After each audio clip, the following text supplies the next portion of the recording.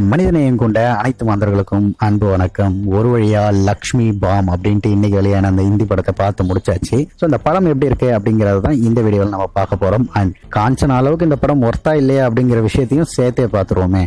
2011 அப்ப வெளியான காஞ்சனா அப்படிங்கிற படத்தை தான் லக்ஷ்மி பாம் அப்படின்னு சொல்லிட்டு ரீமேக் பண்ணியிருக்காங்க. நம்ம ராகவா லாரன்ஸ் தான் இங்கேயும் டைரக்ட் பண்ணாரு, அங்கேயும் போய் டைரக்ட் பண்ணியிருக்காரு. என்ன சில விஷயங்கள் வந்து சவுத்தை தவிர்த்து நார்த்துக்கு வேற மாதிரி இருக்கணும். அதுக்காக அவர் ஒரு 2 ரைட்டரை வச்சு அவங்களுக்கு ஏற்ற மாதிரியான சில டைலாக்ஸ் அண்ட் சின்ன சின்ன சேஞ்சஸ்லாம் பண்ணியிருக்காரு. அந்த விஷயங்கள் எல்லாம் காஞ்சனா அளவுக்கு ஒர்த்தா இருந்ததா இல்லையா அப்படின்னு சொல்லி கேட்டீங்கன்னா எனக்கு ரொம்ப டவுட்டா இருக்கு.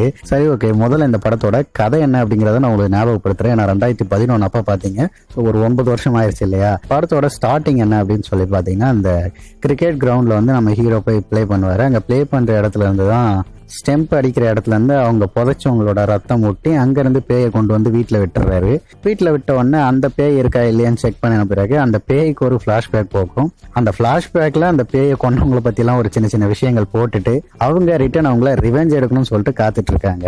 அந்த கதையை கேட்டு நம்ம ஹீரோவே உருகி போயிடுறாரு. உருகி போயிட்டு அவங்களுக்காக ஹெல்ப் பண்றதுக்கு தன்னோட உடம்பையே கொடுக்குறாரு. ஸோ கடைசியா அந்த காஞ்சனாங்கிறவங்க ஐயோ அந்த லக்ஷ்மிங்கிறவங்க ரிவெஞ்ச் எடுத்தாங்களா இல்லையா அப்படிங்கிறது தான் இந்த படத்தோட மொத்த கதையா இருக்கும். ஸோ இந்த படத்தோட பிளஸ் என்ன அப்படிங்கிற விஷயத்தெல்லாம் ஃபர்ஸ்ட் பார்ப்போம். ஃபர்ஸ்ட் காஞ்சனாவோட பிளஸ் என்னங்கிறத நான் சொல்றேன். ஏன்னா காஞ்சனா வந்து ஒரு பயங்கரமான ஹிட் ஆச்சு. இந்த படத்தை எடுத்துட்டு போயிட்டு அக்ஷய்குமார் கிட்ட கொடுத்து ஓகே வாங்கியிருக்காரு அப்படின்னா அக்ஷய்குமார் உடனே இந்த படம் ஹிட் ஆச்சா இல்லையாங்கிறத ஃபர்ஸ்ட் நோட் பண்ணிருப்பாரு. அந்த வகையில இந்த படம் ஒரு மிகப்பெரிய ஹிட் இல்ல நம்ம இடத்துல. ஸோ நம்ம இடத்துல இது வெறும் காமெடி அப்படின்னு சொல்லி பார்த்து தான் ரசிச்சோம். அதனால இந்த படம் ஒரு மிகப்பெரிய ஹிட்டா இருந்தது.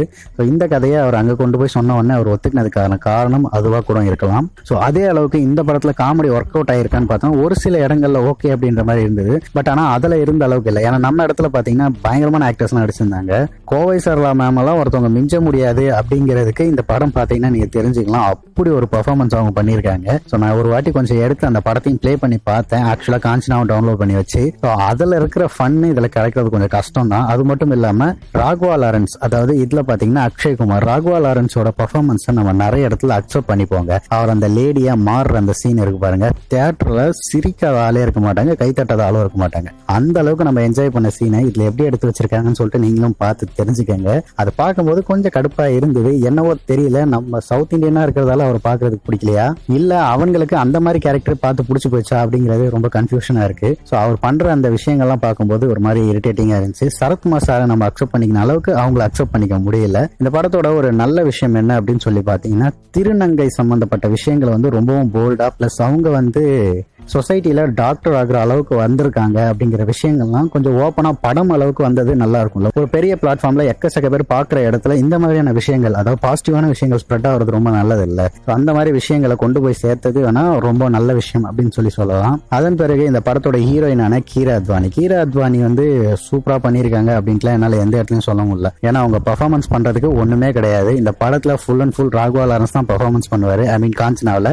அதை தவிர்த்து பெஸ்ட் அப்படின்னா சரத்குமார் சார் தான். இதுல பாத்தீங்கன்னா நம்ம அக்ஷய்குமார் பண்ணிருக்காரு. அக்ஷய்குமாருக்கு தான் மெயின் ரோல் அப்படின்ட்டு அவர் பக்காவா இருக்கு. கீரா அத்வானிக்கு அந்த அளவுக்கு இல்ல. வேணா அவங்க பூஜி கலிஃபான்ற அந்த ஒரு சாங்காக வேணா அவங்கள பார்க்கலாம் அப்படின்ற அளவுக்கு மட்டும்தான் இருந்தது.